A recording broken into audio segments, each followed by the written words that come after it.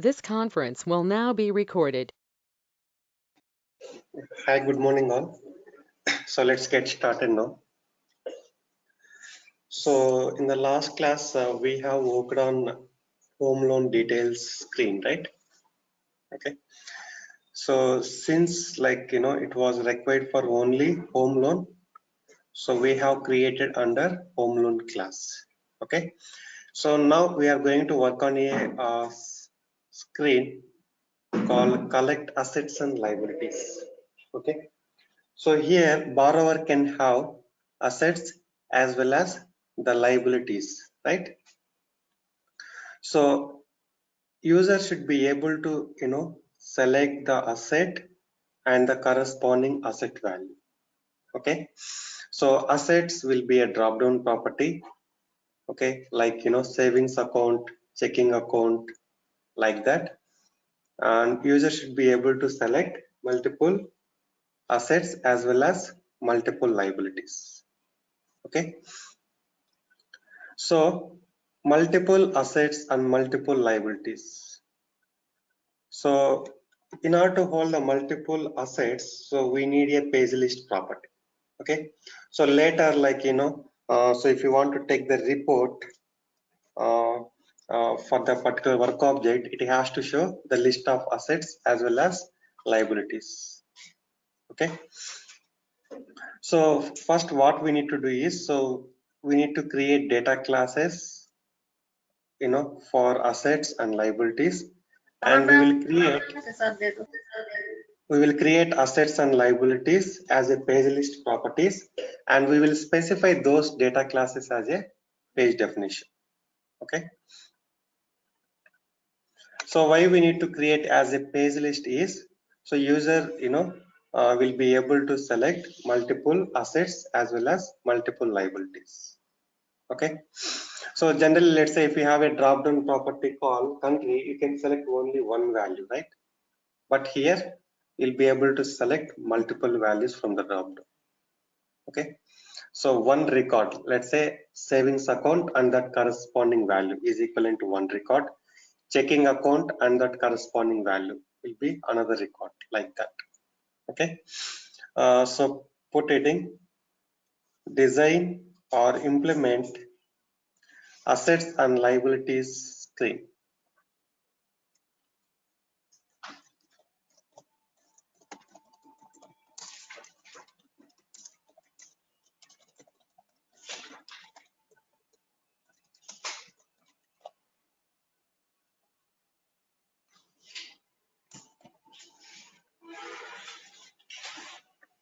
Okay.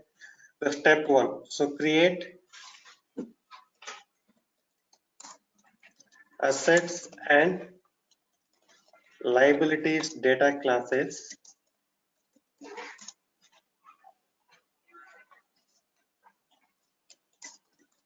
by referring to borrower. So that means borrower will be a parent class. So you can create as a separately also. Okay. But here, so we'll be creating assets and liabilities data classes by referring to the borrower. So that so under borrower you will see assets and liabilities. Okay. Same way we created spouse. Yeah, spouse, correct. But here, so we will be creating assets and liabilities as a page list properties under in the borrower class. Okay. So spouse we created in the borrower as a page property, right? So we'll have only one spouse, right, for borrower. So but here borrower can have multiple assets and multiple liabilities. So we'll be creating assets and liabilities as a page list properties. Okay. So create a data class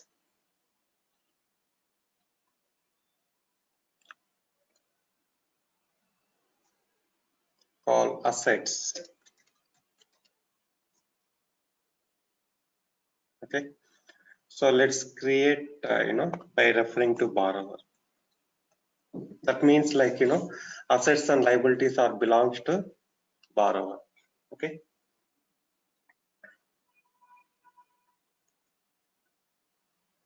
So here we'll have properties called asset type and asset value.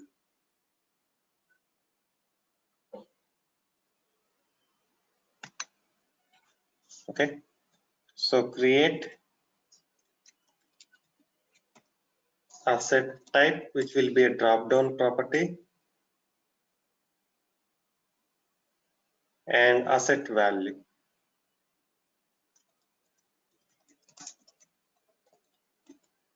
So which is a decimal.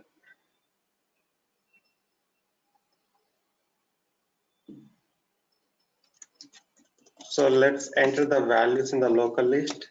Savings account, checking account, investment account. So these are belongs to the assets.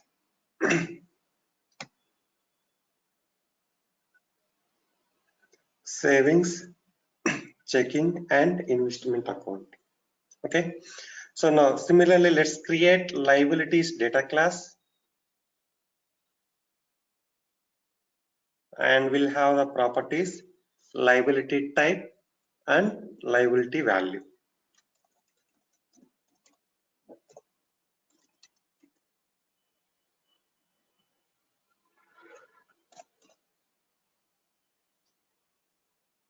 Okay.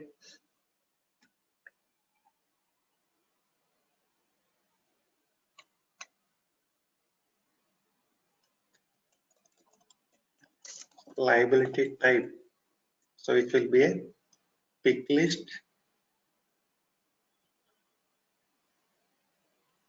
and liability value.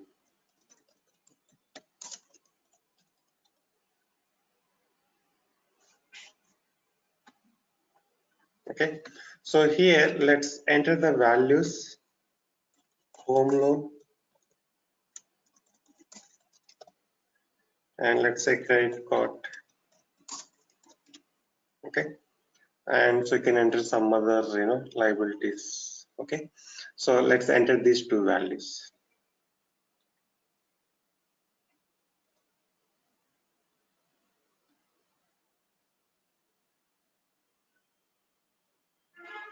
Clear?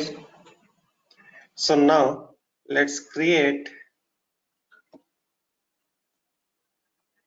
assets and liabilities page list properties under borrower and specify these classes. Okay. The next step.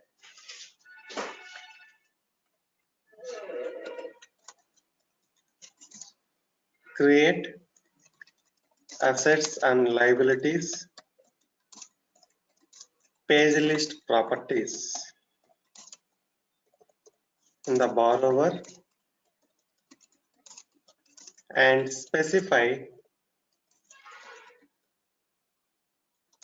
above classes as a page definition.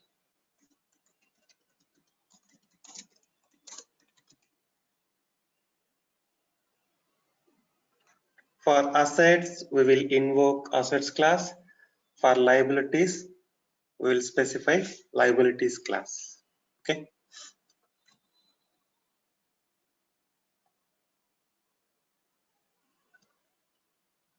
So now go to the borrower.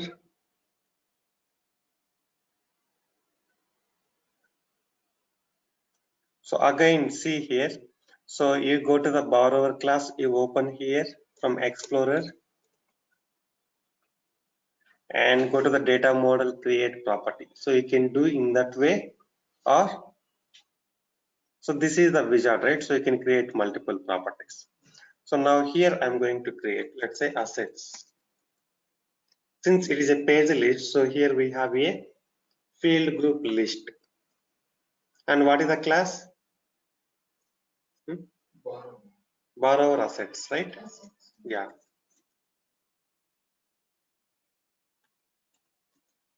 So this is the one, borrower hyphen assets. So this class we need to specify. Similarly, create liabilities, field group list.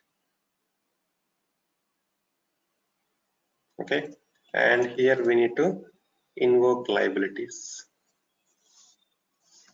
Okay, or else, so you can do in this way also. Right click, data model. So let's say assets. Since it's already created, just I'm putting assets one, and we can make it as a page list, not single page. Okay, and specify the class borrower-assets. So you can do in this way also. Clear? So now go to the work class. So under work class, you will see the borrower. Under borrower, we have assets and liabilities. The same way how we created spouse under borrower. See, under borrower, spouse, assets and liabilities. So for spouse, it is a a spouse is a page, but here assets and liabilities are page list. Okay, it can hold multiple records, the multiple instances. Okay, so far so we use dynamic layouts, right? But so in order to invoke the page list, so we need a repeating grid, so we also call it table. Okay, so for the table we will specify these page list properties, and so where so you'll be able to enter multiple records. So we cannot so invoke this page list in the dynamic layouts. Okay, clear? Or any questions so far? You understand, right? So why we created assets as a page list. Now the next step is create a section called assets and liabilities. Okay,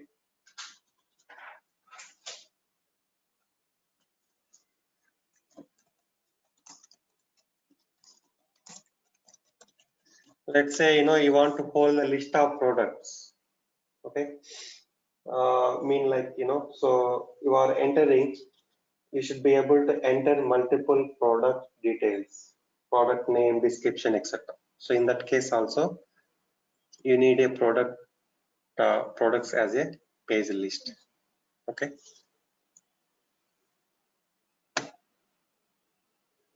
so let's say customer list. So in order to hold the multiple customers, customer 1 2 3 like that. Okay, yeah, so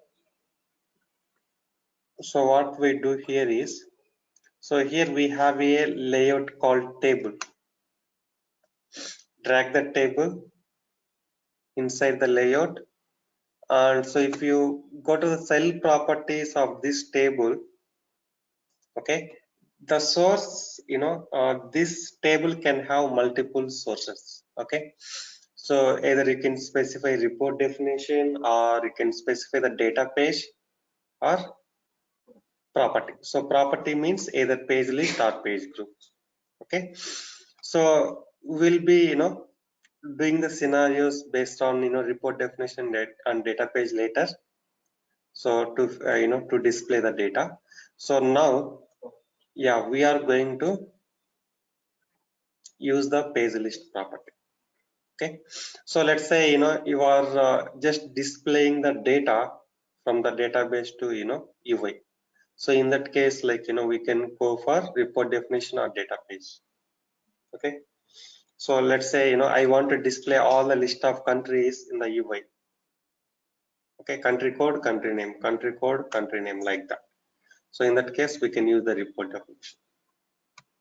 Okay, so when we select the source as a property, here we must need to specify either page list or page group.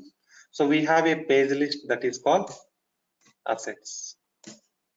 Okay, clear? Now, so assets is belongs to which class? Borrower-assets. So what are the properties we have in the assets data class?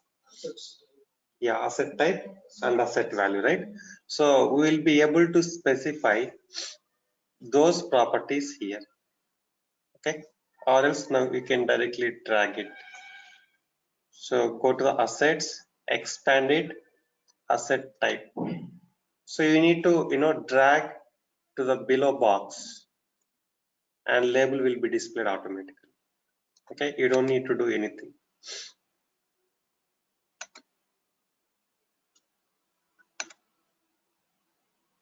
Okay, insert column, right, left, delete. Okay, so if you want to insert the left like this.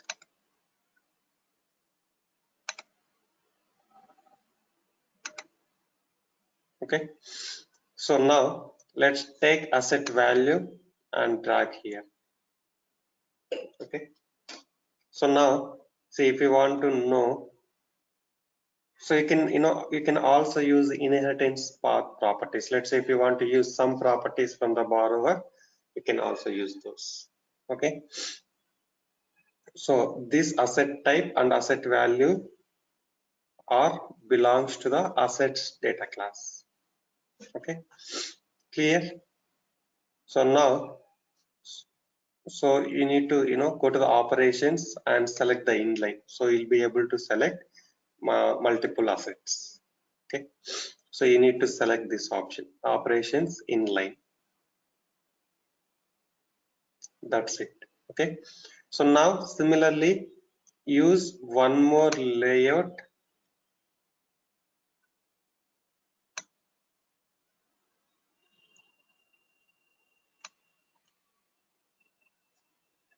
and take the table.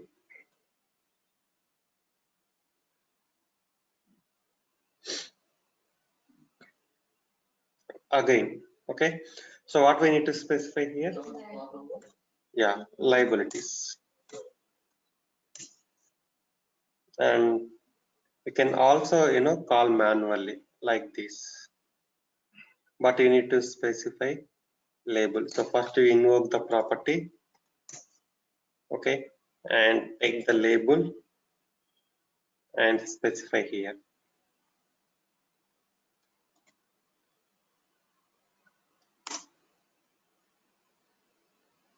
Okay,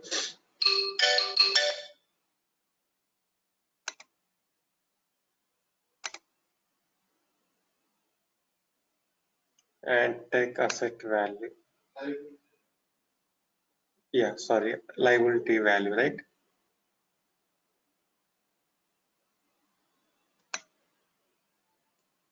Okay, just give me 1 second.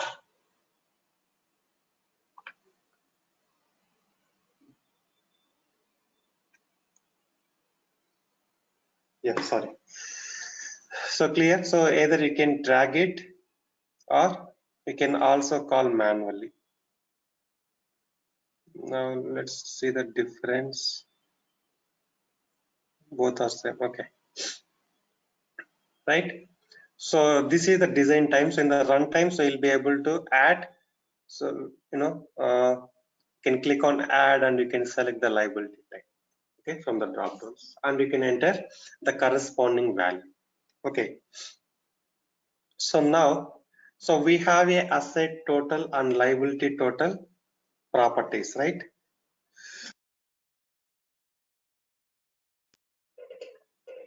Okay, so let's use one more layout.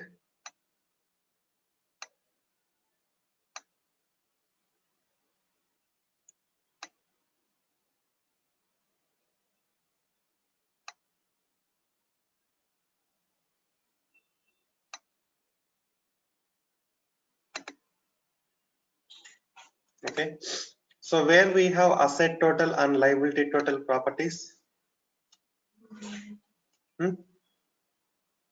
So we already created, right? Yeah, in the borrower. So borrower dot asset total. Similarly, borrower dot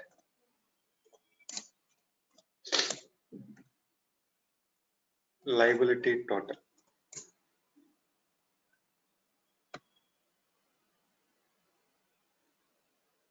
Okay, so now later, so let's say you selected two different assets, let's say savings account and checking account, and you entered the corresponding value, and it has to calculate total assets.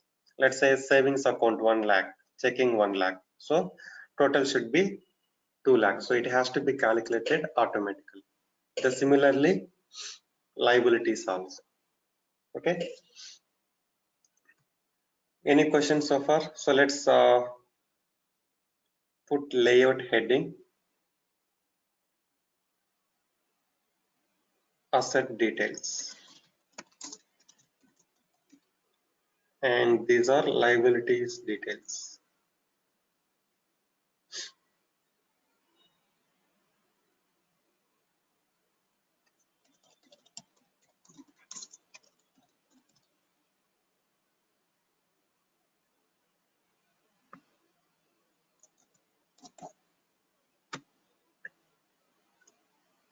Clear? So what is the next step? So why we created this under work class? Because it is common for both, yeah, home loan and auto loan. Okay, so again, like let's say for auto loan, if you want to put some specific values, and if you want to restrict those, you can do.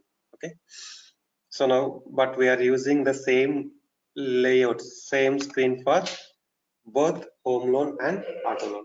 Okay, so now let's create a flow action call collect assets and liabilities.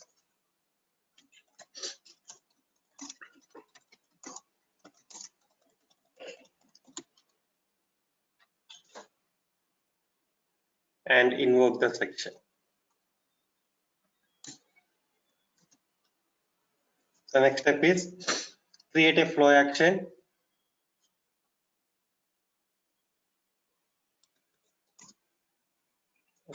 create a section, then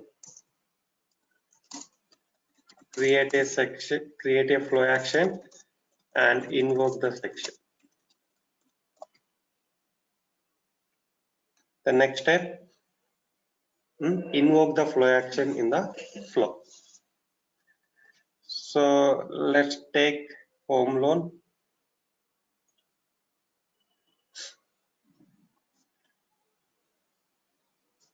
So similarly, we need to call in auto loan also. Okay, so we'll invoke in auto loan later.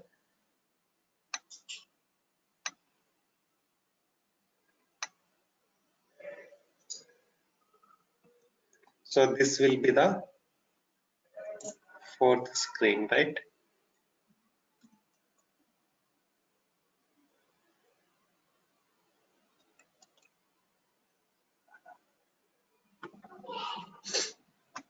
Okay, let's execute it.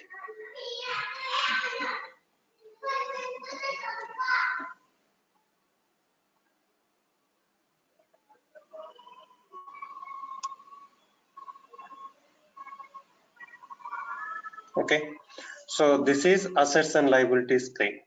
So now let's click on add item, let's say savings account, and enter some value.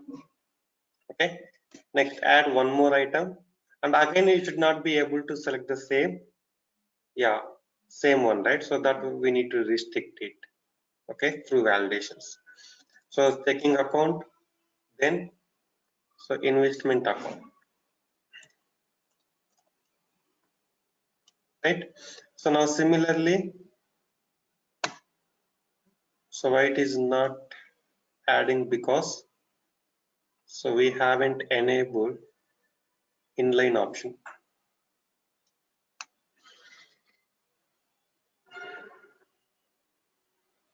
Go to the operations, click on inline, so you'll be able to click row to edit. So whenever you click on the row or whenever you click on add item, so it will be added in as a new row.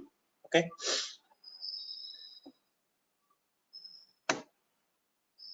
we need to refresh.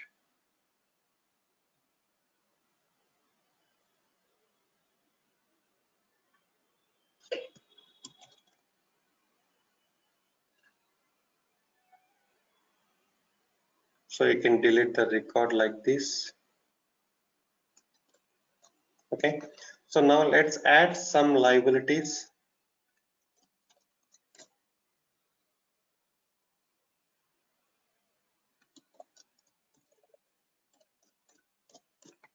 Like this. Okay, so now if you go to the clipboard, so how will be the structure here? So where you can see assets and liabilities. Under PY work page, yeah, borrower, under borrower you will see assets. See assets of one. So here assets is a page list. Assets of one is a one page which contains the multiple properties, and assets two of assets two is another page which contain another asset details. Similarly, so liabilities, under liabilities you see liabilities one, liabilities two. Okay, so you compare with the PX results. So PX results is a page list. PX results of one, PX results of two, those are pages. Clear? So now, so this everything will be stored in the database. Later, if I want to know what are the assets and liabilities of this work object, this particular borrower. Okay, so so we can retrieve those details. Okay, so can we achieve by using the dynamic layout here? So we cannot, right? So let's say if you want dynamic layout, and let's say 3 assets. So we have 3 assets and you need 6 properties. You need to create asset type 1, asset type 2, 3. It's not best practice. You cannot create in this way. Okay, so if you create in this way, if you have more assets, you can put in the drop down and you can select in this way. Okay, and let's say if you want to delete, and you can delete that particular record, or if you want to add, you can add new asset type by clicking on this button. Okay, any questions? So everything is part of, since it is a UI data, it is part of PY workpage. So everything will be stored in the database, and we can retrieve that data, through the report definitions or through OBJ methods. Okay. So now, so we need to calculate the total assets and total liabilities. Right. So now I selected 2 different assets. Let's say 10,000 and 2 lakhs, and total should be 2 lakhs 10,000. It has to be calculated automatically. Okay, and whenever you remove it, it has to subtract it from. It has to subtract that corresponding that value from the total. Okay, so in order to do this kind of scenario, so we have a rule called declare expression. Okay, so far we have worked on different rule types like data transforms, activities, section, flow action, etc. So you create an activity, and if you want to make it executable, what you need to do? We must need to invoke somewhere, right? So yesterday we created one activity which to default home in main value. So where we invoked that activity? So we invoked in post processing or pre processing, in somewhere in the flow action. So without invoking, so you cannot make it executable. So it will not work, right? So we created a data transform to copy the details from current address to permanent address, and we invoked on click of checkbox, that button. Okay, so these are all called procedural rules. So we must need to invoke somewhere. So we created a section and we invoked it in the flow action. Then we invoked flow action in the flow. Okay, but so we have a some declarative rules which we don't need to invoke. Okay, so you just create and leave them, so those will be executed automatically. Okay, so those are all called declarative rules. Okay, So put it in declarative rules.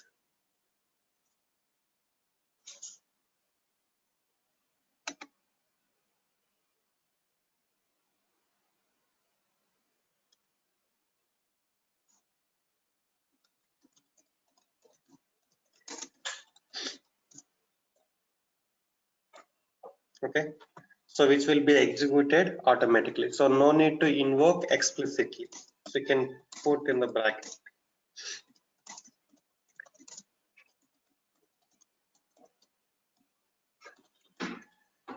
So we create them based on some properties, and whenever those property value changes, so those will be executed automatically. So we don't need to invoke anyways. Clear? So now, so we have four different declarative rules. Actually five. So one is not exactly declarative rule. So let's write down one by one. Okay. Declare expression.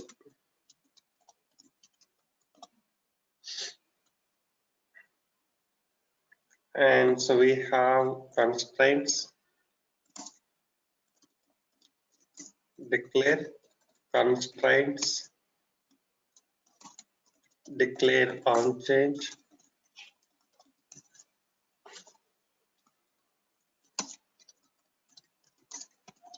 Declare trigger. And we have one more, declare index.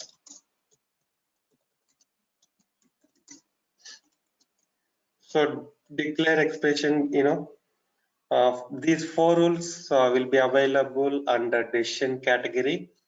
Declare index will be which is part of sysadmin category. So you cannot see the declare index from the decision. Okay. So let's say if you want to create a declare expression, so go to the decision and somewhere you will find. So, but declare index is part of sysadmin.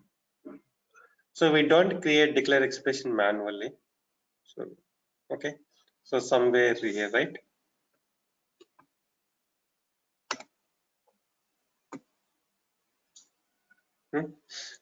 So now let's discuss about one by one. Declare expression. So let's say you are purchasing something through e-commerce website. Okay. So let's say you are adding some products to the cart. Let's say so one product cost is 100, and so and you will have a total 100, right? So now let's say when you increase the product size, the quantity size, okay, so let's say from 1 to 5, so immediately you will you will observe the total value, right? So it will be 500. So if the product price decreases, let's say price is so when you add 5 or more than that, and they are giving some discount and the cost is 80, so it will be 400 like that, right? So that means let's say this is the quantity and this is the price. So whenever the quantity or price changes, total has to be calculated. It has to be changed, right? So in order to do the similar kind of scenarios here, so we go for declare expression. Okay. So here the total is a target property.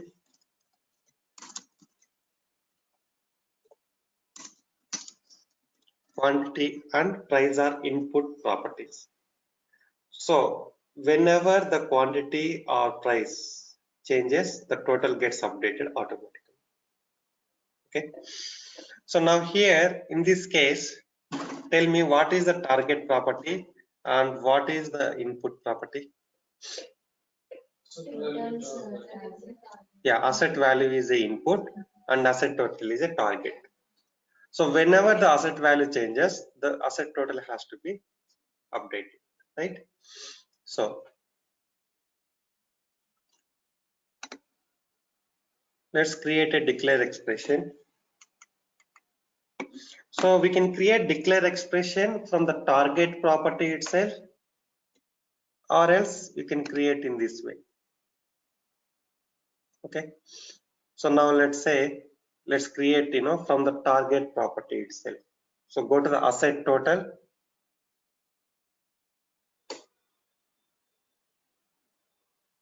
okay, right click, define expression. So this is called declare expression. So now see the context. So we are creating this rule under work class, and asset total is part of borrower. So page context is required, so it will it will take automatically. Okay, so if we have asset total under work class, so you don't need to specify any page context. Okay, clear? So this is the target property, and this target property available under borrower, and asset total is sum of assets dot asset value. Is it clear? Asset total is equivalent to sum of assets dot asset value. Okay, that means, so you cannot put like this assets of one dot asset value. So if you put like this, it will take only the first record asset value. Okay, so it will take all the asset value from each page. Let's say 3 assets, it will take assets of 1, 2, 3. Okay, the sum of asset value, save it. Okay, and here we have a lot of options, so we can call other rules as well here. Okay,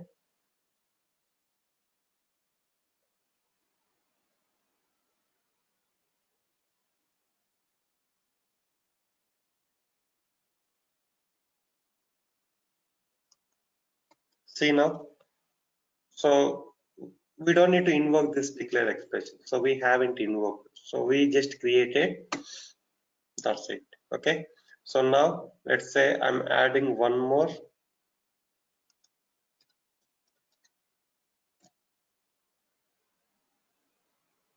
See, it is getting updated, right? So now if we remove this one, again it will be updated. Okay, now similarly calculate liability total.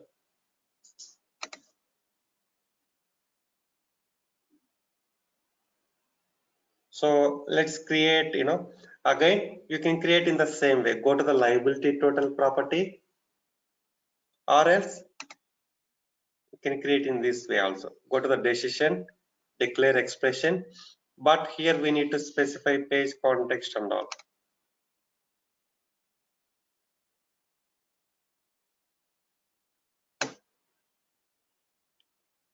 See, liability total is part of borrower, and select that property.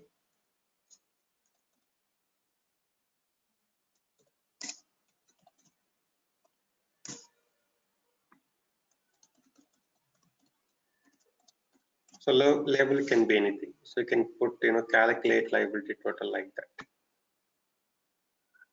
Okay, and again, same way, sum of liabilities of liability value. Okay, so now let's test this by refreshing.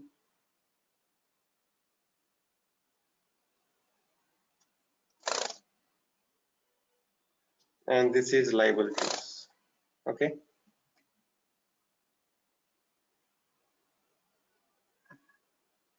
so this is how declare expression works. So we use declare expression very often in application, so based on the requirement. Okay, any question regarding this? And we can call other rules also. So we have a decision rules, and we can also invoke them in the declare expression. So whenever the input values changes, mean like the input properties which are specified in the decision table or decision tree changes, the declare expression gets updated, means target property. Okay, so we create declare expression for the target property. Okay, so we have a declare constraint, so which we use for validation purpose. So but mostly in very rare scenarios we use declare constraint. We don't use that frequently. Okay, so let's say I have a loan amount property, and if it exceeds 50 lakhs, I want to display message saying that loan amount should not exceed 50 lakhs. So in that case we can create a constraint rule, and we can display the error message. Okay, so but and declare on change, so we specify the properties in the declare on change rule form, and whenever those property value changes, it will execute an activity. Okay, so in sometimes so we use this for auditing purpose. Let's say so if you want to know the previous quantity and current quantity, and whenever the quantity changes you need to send an email. So in that case, so we go for declare on change, and declare trigger is based on the database instance. So whenever a new record is added to the database, or whenever a new record is deleted or modified, and we can execute an activity. Okay, so let's say so you are working on a banking application. So whenever a new customer is added into the database, you need to send an email to the manager saying that the new customer has been added. Okay, so again, so this will execute activity.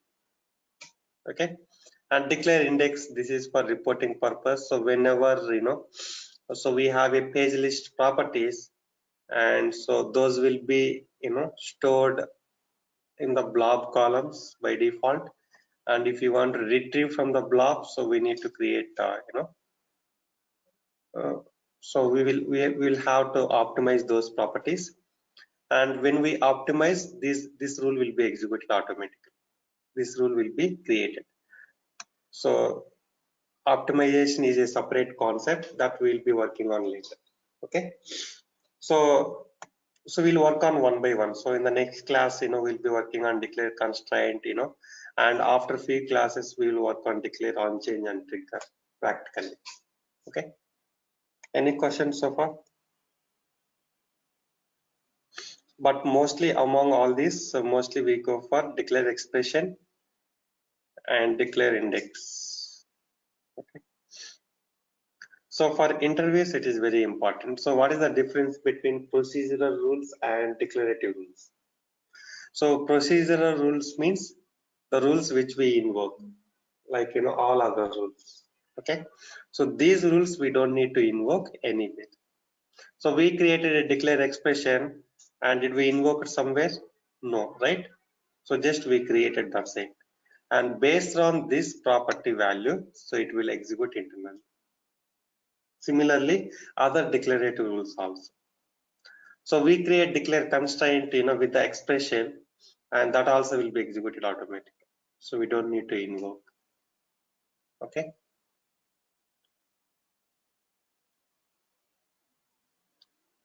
so that's it for today. Okay, let's work on constraint. Okay, so we have a loan amount property in the second screen, that is collect loan details. So what is the property we are using there? So loan amount, right? So loan amount is available in loan details page. Okay, so create constraints. Where is that? Yeah, constraints. So let's say validate loan amount.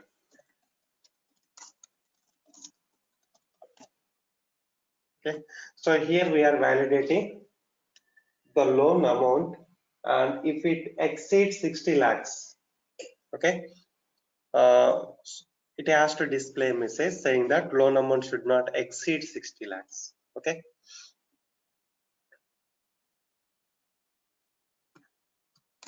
when borrower dot loan details dot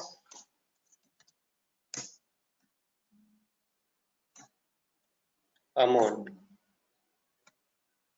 is greater than 60 lakhs. Okay, so what is our requirement? Loan amount always should be less than or equivalent to 60 lakhs, right? So this is when it has to trigger and what is our requirement. Okay, and else if it violates, so what message we need to display on which property. So here again, so we are displaying the message on amount property, and what message we need to display? Loan amount shouldn't exceed 60 lakhs or whatever the amount is specified. Okay, so later we'll be working on different scenarios based on this loan amount. So you just put 60 lakhs, and you can change later also, okay, if you want, right? So now, so where this loan amount property is being invoked,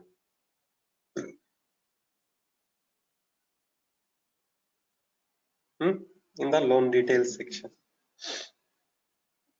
So here you don't need to invoke, but you need to add refresh the action set. So whenever the value changes, section has to be refreshed. That's it. Okay, so we don't need to invoke the rule, but here in this case, like, we need to refresh, so we need to create an action set for amount property. Okay, and we can make this property required always. Okay, so as part of the validation, so we'll cover other things also. So let's execute either auto loan or home loan. So I'm going to enter, let's say 50 lakhs.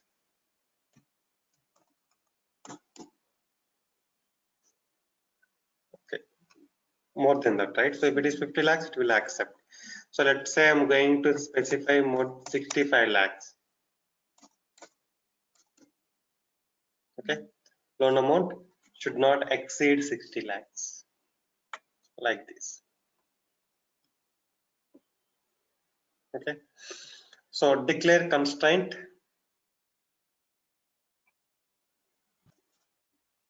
This is a declare constraint, right? So note down the definition for declare expression.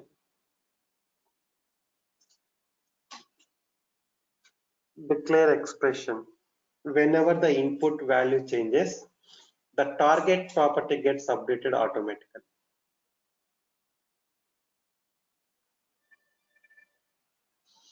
Whenever the input value changes, the target property gets updated automatically.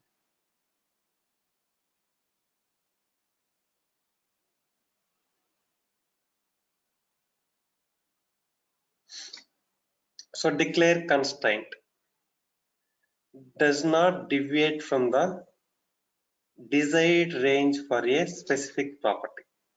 So this is the range, right?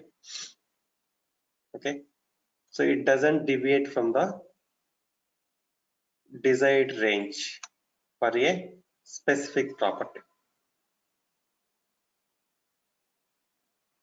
So for this property, this is the range, and this does not deviate. Means, like, if we are entering more than 60 lakhs, it will display a message.